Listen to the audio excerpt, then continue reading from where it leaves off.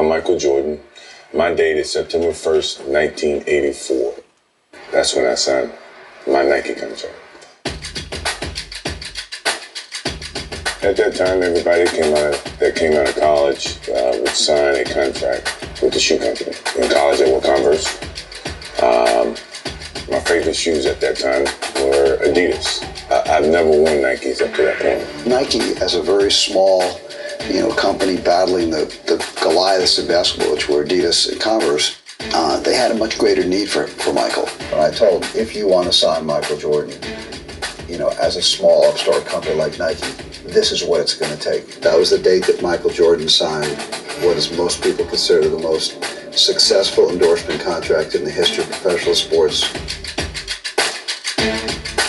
I thought it would be fun to create your own basketball shoe.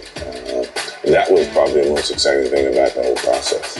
It didn't even dawn on me about someone buying shoes with my name on it. We'll start with the ones. You know what he did with these. The Air Jordan 1s. Man got fined. This way it all started. 9s, 10s. You know what Scotty said. 11s, 12s, 13s.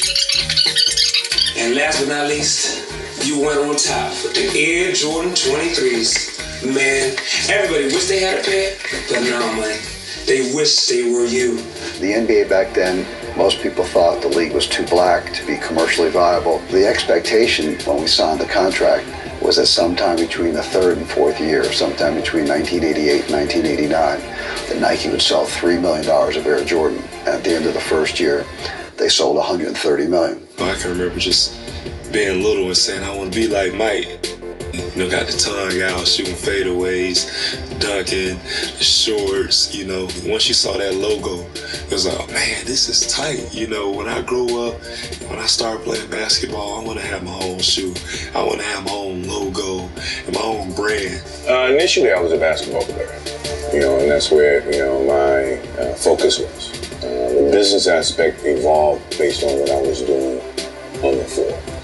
And I was able to, with David Falk and ProServe at the time, take my persona off the basketball court and take it into the business world. I think Michael opened up the opportunity for every young LeBron and every young Kobe Bryant, every young Dwight Howard to come out of school and think that it's automatic, like you're going to go with Nike or Adidas, you're going to go with Coke or Pepsi. But back then it was unprecedented. And Michael's success on the court and off the court has paved the way for whole generations of young athletes to share in opportunities that were unheard of to Dr. J and Magic Johnson, just 25, 30 years ago.